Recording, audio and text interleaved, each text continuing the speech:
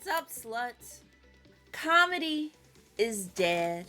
Satire is dead. You can't say this anymore because everybody is so sensitive. You can't make fun of people anymore. And everyone is so easily offended. And because of this, comedy is just doomed. All arguments that you and I have heard before over the years.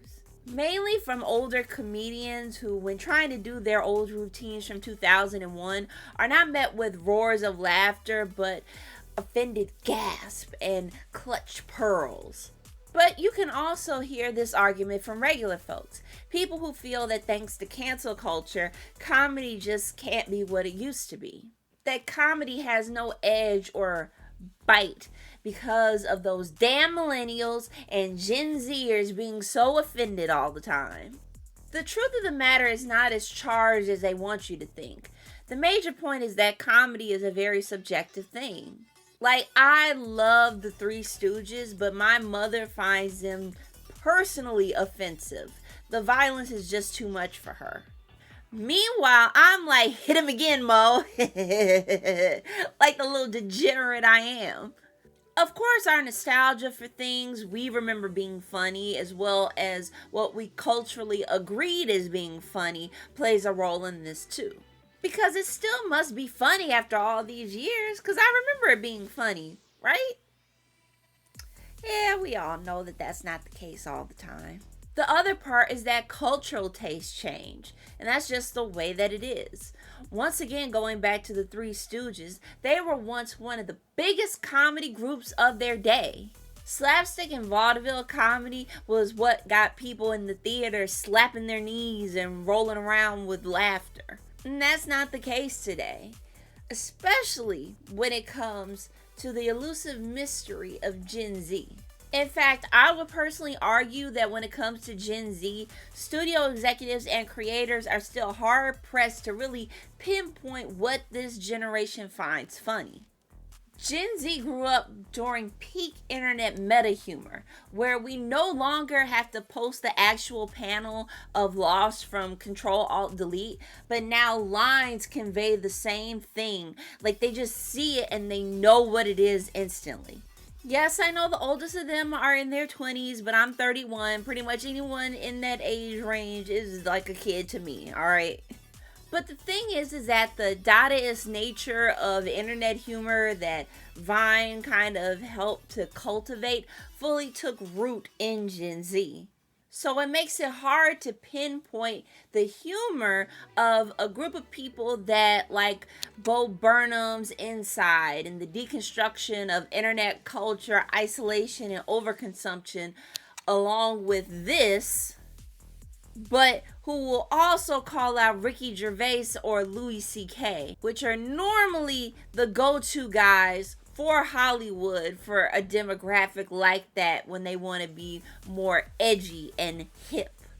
That's why studios have moved away from making pure comedies and making more dark comedies to try to meet that weird balance that they can't quite grasp. And yet when they do try to do a full-on comedy and they try to appeal to the youngins, they just fall flat on their face. So in this rather weird environment for comedy, how is it that one of the most notorious anime that was considered edgy for its day and something that when you look back on, you swear up and down you can't remake it today, managed to return with an audience of Gen Zers eagerly awaiting for its airing?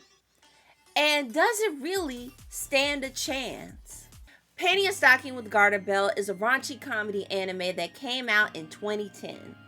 I was in high school at the time and watched the episodes as they came out dubbed in 280p and 3 parts on YouTube with slow internet. And I should not have been watching that show at the time, but I was also watching Neon Genesis Evangelion on Toonami and Adult Swim back in the day. So yeah, we ball, I guess. The show's about Panty and Stocking anarchy, two dysfunctional rule-breaking angel sisters who get kicked out of heaven for bad behavior. They have to earn their way back by defeating ghosts, the manifestation of disgruntled human souls, and earn heaven coins to pay their way back upstairs. Panty is a bombastic blonde with a high libido and balls to the wall way of going about life. Are you fucking kidding me? Faster does not mean better, you asshole. Dude, you're one hardcore angel. You get my motor running. How is this fair? Look how many times you've come. I've only squirted once and it wasn't that far. Stocking is the busty goth girlfriend that you wish you had that would degrade you. Piece of shit. With a need for sweets, she is a bit more level-headed than Panty. And she also may have a bondage kink. We ain't gonna go into that. They are flanked by the priest that they are living with, Garter Belt, Geek Boy Brief, and the dog thing, Chuck. So the best way to describe this series is if you put South Park, Scott Pilgrim the movie, Ghost Stories, the most popular girls in school, drawn together, the Powerpuff Girls, and Deadlies all into a blender, and you baked it, and then you decorated it with Kuromi decorations and wrote horror on top in pink frosting. It's a zany, raunchy, fun ride, and I'm not really sure how it was received in Japan, but the show seemed to create a big fandom in America, which, considering so many references to American media and animation, I'm not too shocked about it. Now the thing is, when the show ended on episode 13, it ended on a cliffhanger. Back in 2011, 14 years ago. Again, for perspective, I was in high school, a sophomore.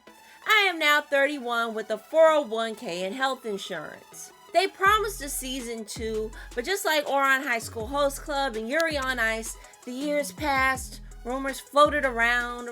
This year would be the year for the sequel. Oh, new concept art came out, it was fake. Oh, it has to be here, they keep dropping hints. No new season came out, and time kept on slipping. Into the future.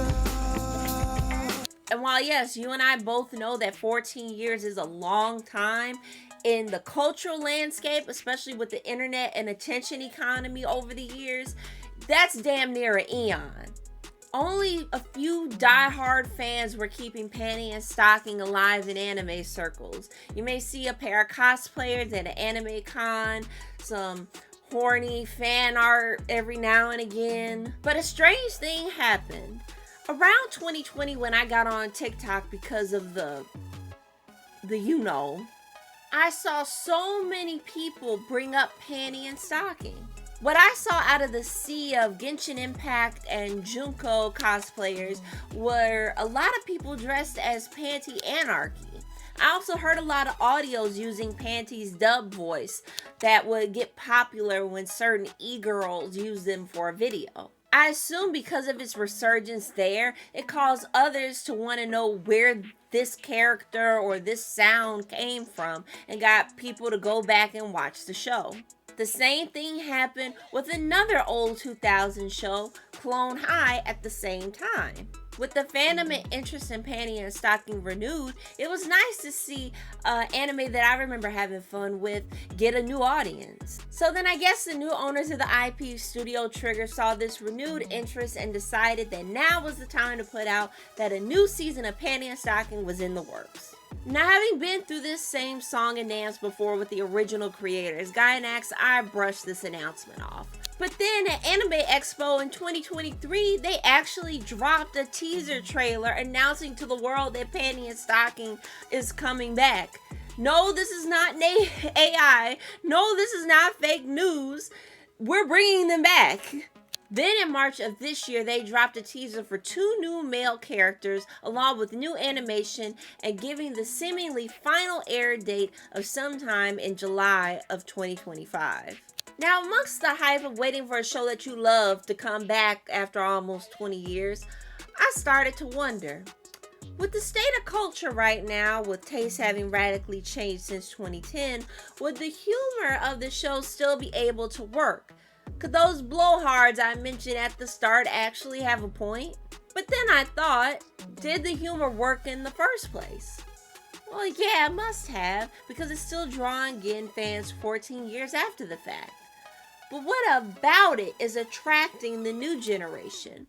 The one that is apparently so sensitive and easily offended that they went and killed comedy. Can that secret recipe be carried over to the new show?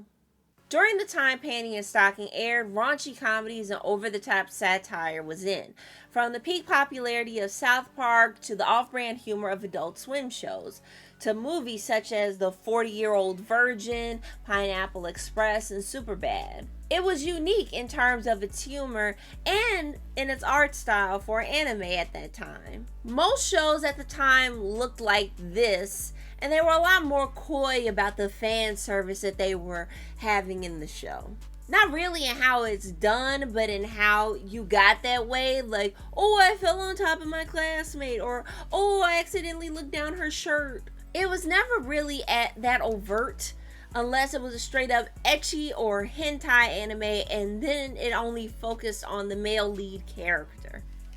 Panty and Stocking at the time was a breath of fresh air in many, many ways. The episodes were short, structured like a typical American cartoon, with 2 15-minute segments in one episode, with each episode being more outrageous than the last, just fast-paced and wild.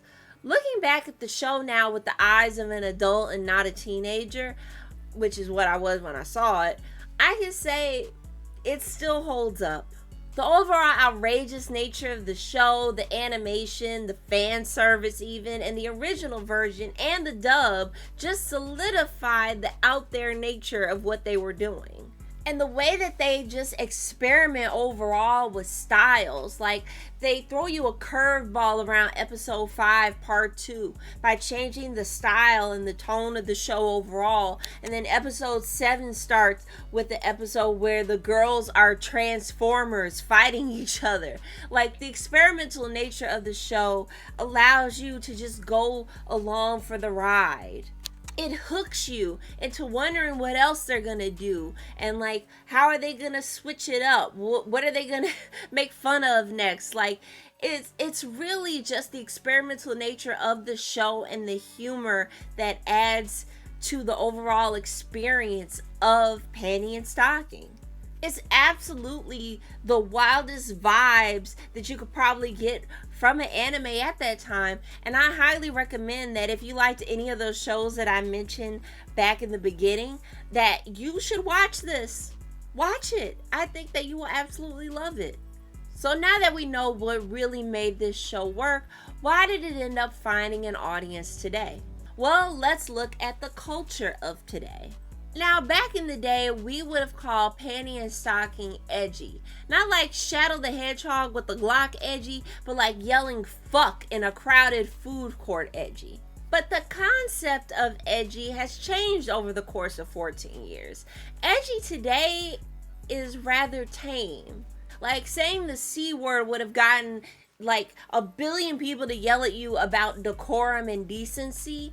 But now one song that I can't stop listening to is actually, like, it has it in the title. The show doesn't take itself seriously and leans into the absurdist humor that would soon become more popular around 2014-2016 when Gen Z were adolescents. I mean, episode 1 is where the sisters fight a massive shit ghost. I'm not joking. Then one episode is a Save It Private Ryan parody where the ghosts of sperm that were wiped up with tissues from dudes come back to life. Or when there was a ghost turning people fat with sweets made from their breast milk, cream, whatever. But in the midst of all the raunchy nastiness that is a really funny show.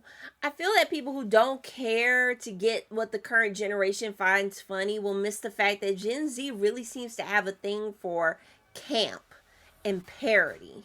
It's camp! The tragically ludicrous? The ludicrously tragic? Oh, yeah, like when a clown died. They especially have a lot of movies and TV shows that play up this campy nature, especially Bodies, Bodies, Bodies, Do Revenge, Megan, Riverdale, Scream Queens, the Child Play TV series, and more, and thus creating an audience that learns to appreciate it. The main go-to Bible of sorts to define what camp is and isn't is the essay Notes on Camp by Susan Sontag.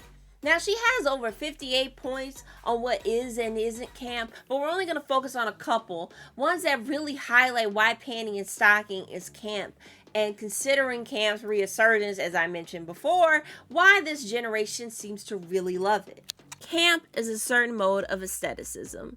It is one way of seeing the world as an aesthetic phenomenon, not in terms of beauty, but in terms of the degree of artifice, of stylization. Camp responds particularly to the marked antenated and to the strongly exaggerated. The androgyny is certainly one of the great images of camp sensibility. Successful camp, even when it reveals self-parody, reeks of self-love. And I feel like that last point is what really hones in on why people love Panty and Stocking, because it loves itself. You can feel the fun and excitement that the animation team put into each frame. The giggles from the writers as they got to let loose writing the script. The energy from the voice actors as they read those lines. It combines into a project that you could feel was fun for the whole team involved. While the culture that produced the first season has changed, like many vintage things, the generation behind millennials have gone back to reclaim some elements from it, such as the concept of the bimbo. The term bimbo has been around longer than you and I have been alive, but the overall image of the bimbo as we know of it now is a woman, normally white and blonde, who's a bit ditzy and dumb, who doesn't care about anything beyond the materialistic, and who also overlaps a bit with the concept of the gold digger. However, Gen Z women decided to take that term and flip it around. The rise of bimboism and bimbocore creates the perfect environment for this show to come back. One major component of bimbocore is that you are fearless to what people think about you. You are not afraid to embrace your hyperfemininity despite the society we live in. I think it's Gen Z's goal to take the things that are meant to shame us, like the little things that we were told weren't okay when we were growing up, and to prove that, you know, these things about me, they're not shameful. I'm not ashamed of my hyperfemininity. I'm not ashamed of who I am, and if you're ashamed, kind of sounds like a you problem. From this, we see the emergence of new figures like Scene Queens, Kim Petras, and the resurgence of older figures and characters like Paris Hilton, Cleo from Clone High, Elle Woods from Legally Blonde, Clover from Totally Spies, Tiffany from Child's Play, and Panty and Stocking Anarchy. Think about it. The core of Panty and Stocking is two hyper-feminine, rebellious angels who are firm in who they are and what they like. Panty, who is strong-willed and sexually liberated, and Stocking, who is a pretty goth mommy who only wants sweets. I mean, haven't we all wanted to be like that? They're not afraid to only focus on themselves and what they want and their freedom. And the end of the series pretty much shows that full force. Now, what needs to be changed? Overall, I would say the main thing that needs to be changed is garter belt. Hey guys, editing Kyla here. So initially in this segment, or rather this part, I mentioned that it seemed as if the design team did take garter belt's old design and critique into consideration in knowing what to change, and I thought I would elaborate two things here. So one, the main issue is with his lips. He looks very much like a Sambo figure, and considering that they did take a lot of inspiration from American cartoons, American animators have not been drawing black people like that for a good long time, so that's kind of weird. But it also, around this time, even in other anime that I liked, black people were still being drawn with this kind of Sambo-like characterization, and you know, it's one of them things where it's like, okay, it's a product of the time, but as time has gone on, it's almost been like almost 20 years. Like, you should have known by now, especially as Japan wants to be more global and seemingly reach out more to that global market that also includes black people and black Americans. So but the second part is why I did think that they changed this design, as I try to find more promo art that isn't from the trailers directly, because the trailers mainly focus on panty stocking, knee socks, and scanty. And I'm trying to find images of garter belt that aren't color distorted to match the zany palette that they have. It's hard to find. I can't really see it. So I don't know if they changed them or not, but we'll have to see. And once again, the one thing they are going to have to change are the jokes. As I mentioned at the beginning of all of this, cultures and tastes change. The thing is that they're going to have to walk a fine line between wanting to make sure that the old fans are happy without discouraging new fans that are going to walk in and kind of wonder what this thing is. And while not an impossible task, it is hard. I mean, look at what happened with the Clone High sequel. In the end, I feel like all these factors are not only why Gen Z has gravitated toward this show, but also why the creators felt like they could come and bring it back. The environment is just right and maybe even better for it than it was back in the 2010s. But once again, we don't know if this show will truly make it until we see it. All we can do is hope that the new showrunners realize what made this anime and these characters memorable in the first place, and not be afraid to spice it up with a little bit of something new. But this is KylaTea signing off, and I hope to see you all back in another video very, very soon. Bye!